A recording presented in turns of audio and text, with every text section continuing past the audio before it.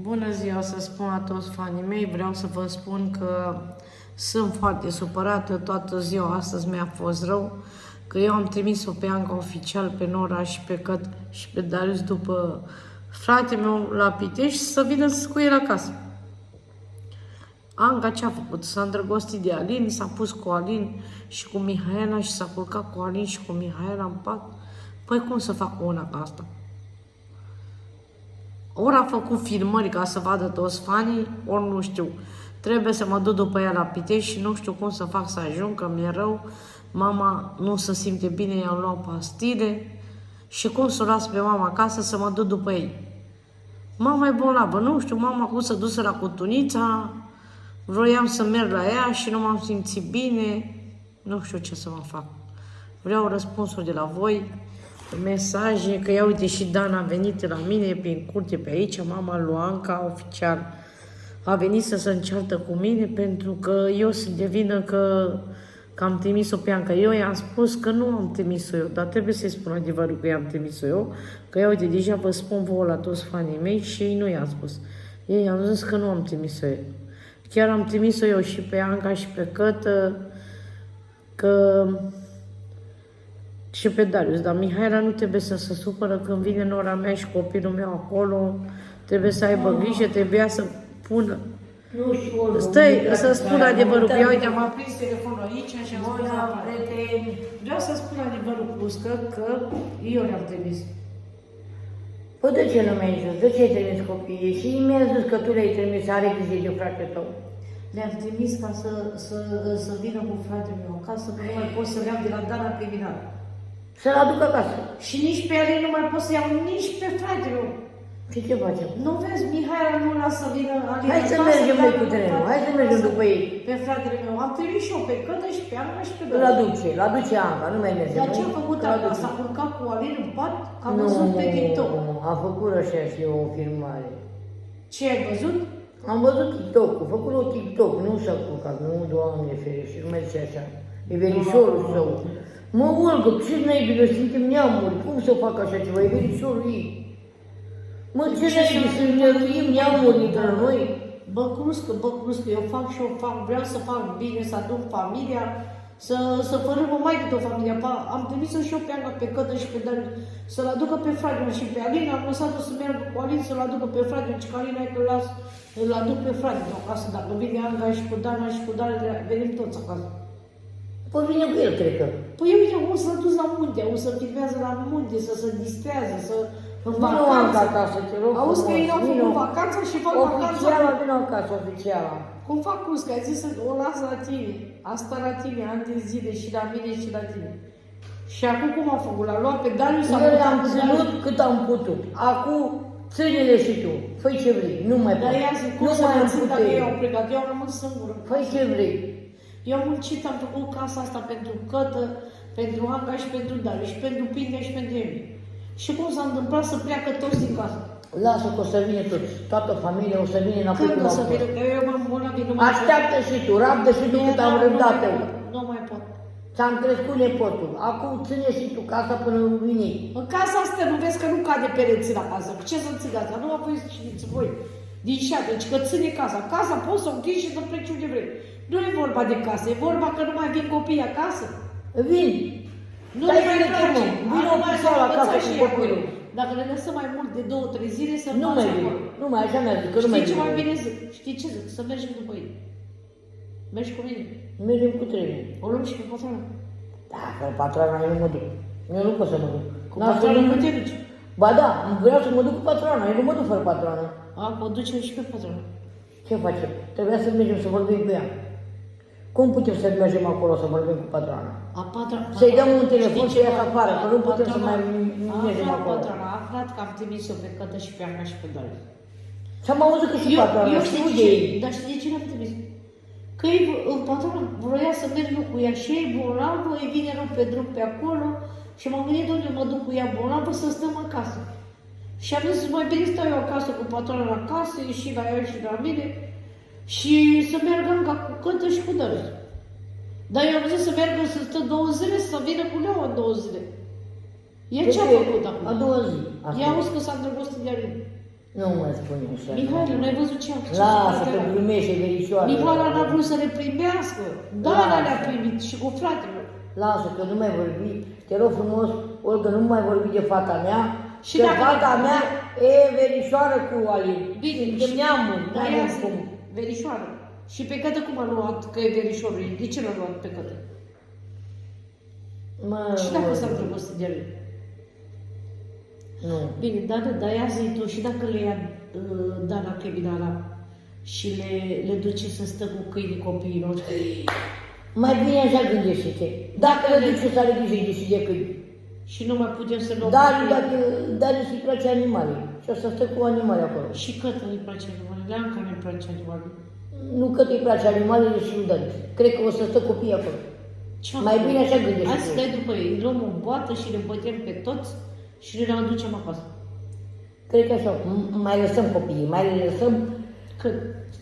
3-4 zile și după aia dacă nu vin, mergem cu toții, cu toată șatra Să după plecăm ei. de seară, să plecăm Ne cu luăm corpuri, ne luăm cort ca să facem cort acolo, să dormim la bloc jos, după ce eu dau banii să mă duc unde să ne culcăm. Punem, domne, cort acolo și dormim afară. afară în stradă. Da, Doamne. ca să vadă că a venit toată șatra după ei. Doamne, auzi ce zice Leo, unde nu trimis copiii acasă. Vino și tu și copiii și Alin și toți. Veniți Toți acasă. veniți de acasă, dacă nu veniți cu Luați-o și cortul. pe Mihaela. Veniți și cu Mihaela și cu Dana, dar veniți acasă odată, nu? O să venim Dar cu veniți cortul. acasă, că dacă nu, ia uite ce face Dana. Auzi, ia zici, Dana, ce zici? O să vin cu toată șatra, domnul Leo, o să vin cu toată șatra și o să punem cortul acolo la bloc. Toată șatra o să dormim afară în fața Cine vine blocului. toată șatra? Și cumnată, dar cum o cheamă? Vrea și cum nată mea Camelia să vină. Vrea Camelia de să... ăsta ea, unde a făcut ea cu... Da, și ea vrea S-a filmat. să meargă după oficiala, vrea și surorile mele să meargă toți. Și cu Duniță. Da, și cu Tuița zic că o să meargă. Doamne, să Și nu vină bucătarul cu cu toate crătițele. Să nu vină bucătărul cu Duniță ăștia, că nu mai scăpăm de ei, băi, de bună. Vrea să ia toate crătițele, tot, să plecăm acolo la bloc. Vezi, Aline, ce ai făcut? De ce ai făcut, Aline, așa să-mi fur copiii de acasă? L-ai furat și pe fratele, l-ai dat la Dana, acolo, l-ai luat-o și pe Anca? Ce ai zis pe acolo? Am văzut că ai zis că e amanta ta, Anca. Cum să fie amanta ta, Anca? Nu, zis să nu. Păi cum ai făcut tu pe tip-topul ăla cu două femei? Când cu două femei, pofta Da, inimii TikTok. și femeia, mama la copii. De ce a zis așa? Lasă, a glumit și ei, e verișor așa, da. Doamne, la Alin pe tip-top. Uite-te la Alin pe tip-top să vezi. Am văzut, lasă că glumiră copiii, Cum făcură și glumiră? ei. Păi la noi la șatră n-are voie să glumească, nu trebuie glume. E dragoste interzisă, nu știi? Până ai zis tu să facă telenovela aia 2, să facă... Filmează? Nu e adevărat, pentru Nu, filmări. nu e într-adevăr, face pentru filmări repetiții. Păi nu mai mergem acolo, la ce mai mergem? Păi fac și repetiții pentru filmări. Nu știu, să vedem ce se întâmplă Bă, prieteni. ce vrăjeală au, bă, ce vrăjeală, Că zice face că pentru filmări. repetiții. Repetiții, așa zice pune Mihaela. actorii. Mihaela e femeie ca lumea. Mihaela tot timpul a spus adevărul. Mihaela a spus adevărul pe toate filmulețele. Are dreptate Mihaela. Face repetiții. Trebuie să ne aliem cu Mihaela să o aducem acasă în șat. Pe mine. Da. Păi ea, n-ai văzut că a gonit-o pe Anca, n-a vrut să o primească, femeie ca lumea. A gonit-o, a ținut-o la ușă. Bine a făcut. A pus-o să doarmă jos, n-ai văzut? Mă, cum să nu primesc pe fata mea? Cum? A pus-o să doarmă jos, n-ai văzut? Nu este să mulțumesc Mihaela că ești Că nu alături le-a de primit. copii, că îi bacă. Nu, Olga, nu bine că a primit copii. Tu Cum n-ai să le văzut lasă pe filmarea stradă? ei? Am văzut. Cum să nu le lasă copiii să doarmă? Cum se lasă pe stradă, mă? Eu Cum zic adică? mai bine dacă le lăsa pe stradă, că la urmă ei veneau acasă, aveau unde să stă în casa aici, au casa mare. De Nu, ce? nu, nu, nu. A Nu lăsat e casa bine, nu goală? e bine, Olga, nu e bine. Ce ai făcut, Mihaela? Le ții acolo, trimite-le Mihaela acasă. Te rog frumos, Mihaela, tu ești o fată ascultătoare. Dacă vrei, vino și tu cu ei. Aici știi mult și tu la mine acasă. Stai cu ei, Alin stă la mamă să acasă acolo, la familia lui. Și tu stai la familia mea aici acasă, cu mine. Așa, Dacă da, o vrei. să vine Mihaela Eu să garantez stea să o la tine. primesc la mine, nu? Da. Nu mă interesează ce zice soacra lui Mihaela Anca, că nu vrea Anca să o primească O pe să vină Mihaela. aici la tine. Eu o primesc la mine, pe Mihaela. Dacă vine cu Să vină copiii. cu David, cu Alin, cu fratele meu, cu toți. Așa e, Olga are casa așa de mare, prieteni, și Hai să arătăm pe lui Mihaela, că o primim în casă. Hai. Hai. sună. Bine încoa, Mihaela, ia uite unde te primesc, la mine acasă. Îi pregătiți și noi dormitorul, avem și noi grijă. Dai că sună pe nas. Am rămas cu Rex, ia uite, cu Rex am rămas. Vezi că ce-a făcut, m-a lăsat cu Rex? Rex e acasă, n-a plecat niciunde, că te vină acasă, că te rog frumos că să vii acasă. Păi ia zi, bine ce-a făcut? Vino cât acasă, vino cu Leo, vino cu toți, că vă așteptăm acasă. Gata, nu mai se ceartă șeata. Ia uite, Mihaela, te primesc aici în casă și spun să dormi aici pe canapea, tu cu David. Mă, nu, îi punem în camera la etaj. Unde ne punem, la etaj? Păi nu mai avem dormitor. Păi nu mai avem dormitor. Mă, luăm un La colțar etaj. și punem într-o cameră sus. O punem în colțarul ăsta să doarmă, ia uite. O să pun Acolo doarme patrona în colțarul ăla. În colțarul ăsta poate să doarmă Mihaela. Punem să doarme Mihaela, Cu să David. stăm la etaj într-o cameră.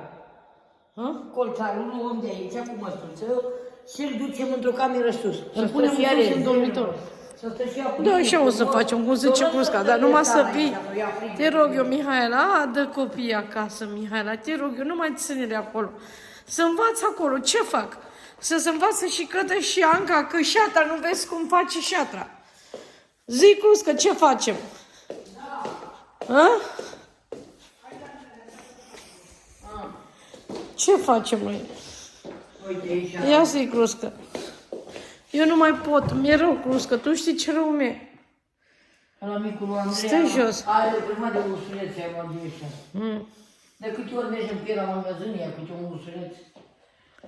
Ce să facem? O să mă duc și eu acasă, prieteni. Ce fac, Crusca? Ia zi, stădui toată ziua în pat, nu mai pot, mi-e rău. Vă rog frumos, scrieți în comentarii acolo, vă rog frumos, prieteni, ce să facem? Mă duc cu Olga cu trenul după ei și cu patrona. Eu zic că Mihaela vede mesajul ăsta, roagă pe Mihaela să vină cu ei Da, acasă. te rog frumos, mie, Să era, aducă vino pe acasă. toți acasă, numai pe Vino Dana să cu nu Leo, aducă. vino cu Eu zic pe Dana Alin, să nu vino cu aducă, că toată nu primește familia. șatra. Pe Dana nu primește șatra. Dar pe Mihaela o primesc eu aici. Nu primești și pe Dana. Nu. Ba, lasă să vină și Dana. Dacă o primesc tu la mine acasă pe Și Dana. dacă o primește Anca. Păi dacă o primește Anca pe Dana, da. Nu iau la mine acasă pe Dana. Primește, poate vorbește Mihaela cu Anca, cu soacră sau? Nu ne Și o băgăm primește aici. pe Dana acolo. Da, la ea. dacă vrea, Și treaba Mihaela lor. vine aici la noi. Da, mă luăm și pe Dana încă, la tine. Tu ai casa mare, tu ai unde să o ținem, la tine aici. Nu că Nu, vine, Olga, vine e și în camere sus la etaj. Vine sorul meu Luci și mă omoară cu fărașul, iar fuge după mine cu fărașul. Dacă o duc pe Dana la mine, fuge cu fărașul. Dacă pe Mihaela Are o cu iubește. toate alea după tine. Sorul meu Luci o iubește și cu Tadis pe Mihaela. O lasă să vină la mine. Și pe Dana, Nu. mă lasă ca e camere sus la Păi nu etaj. vrea sorul meu Luci. Cum să fac una cu asta? Am un colțar acasă, îl Și duc ce la faci? soacră mea la etaj. Și ce faci? O să-l aduc și o să-l pun aici într-o cameră Lui Dana. la tine să dormi Dana. Tu ai casa mare, eu nu am Bine, casa mare. să luăm și pe Dana la mine. O luăm și pe Dana. Că avem două dormitoare, punem două colțare în fiecare dormitor. Da. Și punem într-o cameră sus la etaj pe Da, Dana ai și cu camere fratele meu. multe sus. Și o cameră să stă Adin cu Mihaela și cu Da, Dana. și camera lanta pentru Dana. Mă, Ce faci cu camerele da, goale stă sus? cu camerele goale. Păi spune lui Mihaela și lui Dana și la tot să vină cu Veniți încoa, te rog frumos, Dana, tu o să stai într-o cameră. Să aducă un colțar. Eu nu aveam loc unde să pun un colțar, care l-aveam la bucătărie, și-l duce la soacră mea la etaj. Hai că vin! Doamne, dar ce faci Crusca cu pleci? Hai să punem o avdină sau un colțar. Ce? Pe Care colț. colțare? Ăsta îl duce cu cameră? Dai două. Unul bahaoi, Să tragi, dar să face pat. Dar dormi patron aici ieri când a venit. Asta e lui patroana, asta e lui patroana. O să aduc eu unul de la mine. Să punem pe Dana. Nu, și îl puse la soacră mea la etaj. Îl puse la etaj la soacră mea. Bă, Crusca, eu mă gândesc, știi ce mă gândesc? Iar mă gândesc, hai să plecăm cu trenul și le aducem noi pe toți acasă. Nu știu ce. Dar tu vrei să iei și cortul, eu zic să nu mai iei cortul. Nu, eu nu mă duc fără cort, eu nu dorm eu la apartament. Vreau să iau cortul, vreau să iau tot. Șatră, mai mulți cu mine să dorme, nu mă duc eu fără cort. Îmi pun cortul acolo, în fața blocului, ca să vadă Leo să vină acasă. Cu copii, cu tot să vină acasă. Cum a putut să le și pe Dani? Nu vreau Olga să mă duc fără cort. Ai văzut ce s-a jucat David cu Darius? Îi place Uite, lui Nastie Darius. ne așteaptă. Lui Darius îi place acolo. Unde e telefonul tău? Nu la mine. Doamne, să mai sun pe Anca să vezi ce spune. Să nu se învață Anca și cu Cătă și cu Darius acolo, că ai văzut că s-a învățat cu Darius, îi place lui David, că l-a văzut, îi place de David. Da. Lui Darius. Și lui David de Darius. Uite, câinele a luat. Și ce faci, crezi, că unde duci preț? Mă duc și eu acasă. Ce crezi, că acum. luăm cortul? Mă duc acasă, prieteni. Luăm cortul? Nu, fără cortul, Olga, nu te supăra, eu nu mă duc. Eu știi ce zic, mâine Fără o să cort. filmăm, să vedem ce facem. Plecăm cu cortul, ori fără cortul, ori... Hai că face ei acum, noi le-am trimis acum un mesajul ăsta, Da. să vedem ce zic și ei și după aia facem noi din nou. Să vedem, prieteni, da? Hai, bine. Scrieți acolo, vă rog frumos, prieteni. Bine, Cruscă, hai, vii mâine pe la mine. Vii să vedem ce facem, da? Ha. Doamne, nu mai pot cu șatra, ce mai fac? Ce ai făcut, Anca, oficial? Și Aline, vezi ce ai făcut, Aline și Anca, vezi ce ai făcut? Ai luat-o pe Anca? Mai minți că vii, că să-ți o trimit, că să vii cu fratele meu acasă, să vii, că nu vrea fratele meu să mai vină. Și acum ce ai făcut? Ce ai făcut, Aline? Doamne, Aline, ce ai făcut? N-ai făcut bine, Aline, ce ai făcut?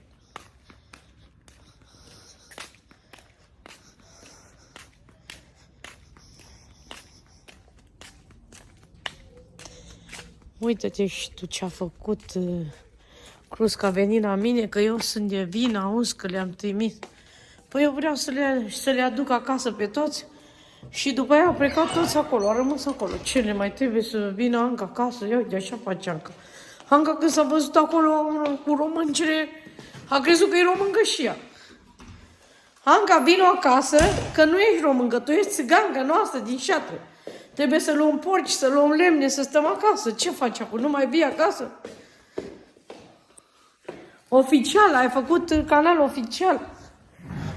Vă rog frumos la toți fanii mei să vă abonați la Anca, nora mea. Nu mai cheamă Anca pe canal, că a schimbat canalul. O cheamă Oficiala de la Stehaia. Vă rog frumos să vă abonați la ea, să vedeți ce face. Că e la Pitești cu fratele meu, cu Dana, cu Mihaela și nu mai vrea să vină acasă și s-a dus la Mihaela, i-a pus Mihaela să doarmă jos, lui Cătă, să chinuie când aici are o casă mare, Dariu, Cătă. Ce fac eu? Stau singură în casă? Cum să stau singură în casă din cauza că le-am trimis acolo și nu mai vin acasă? Nu e posibil să fac una ca asta, Anca. Ce ai făcut, Anca? Vino înapoi. Oficiala, vino acasă, oficiala, vino acasă că mă omoară șatra. Mă omoară șatra că te-am trimis după fratele meu și pe tine și pe Cătă și pe Darius. Păi ce ai făcut? Doamne Dumnezeule, Doamne Dumnezeule, eu fac să fac bine și am făcut rău, eu vreau să vină ei acasă, de ce nu vine acasă? Cum ai făcut, Anca, una din asta, să fugi tu din șatră? Mie îmi place șatră, ia uite, îmi place cu tradițiile noastre, când tăiem porcii, când facem sărbători, când facem sarmale, când facem mâncare, când vine tot neamul la noi. Tu de ce ai plecat din șatră? Că e frumos la noi acasă. Șatra înseamnă neamurile, familia. Ce înseamnă șatra? Nu e ceva ca să fugi. De ce fugi din neamurile noastre, din familia noastră? Nu trebuie să fugi. Te rog frumos să mă suni, să vedem cum facem. Ori vin după tine cu mama ta cu trenul, dar auzi, mama ta vrea să ia cortul, să doarmă afară până te gândești să vii, că tu te-ai gândit să nu mai vii. Ce cauți tu la Sinaia? Te-ai dus la Sinaia? Ce cauți tu la Sinaia? Tu te-ai dus să te distrezi, nu mai răspunzi la telefon, mi-ai dat bloc. Te-am trimis și eu după frate, după ei să le aduci acasă. Tu ce ai făcut? Ai rămas acolo și mi-ai dat bloc. Hai să te văd.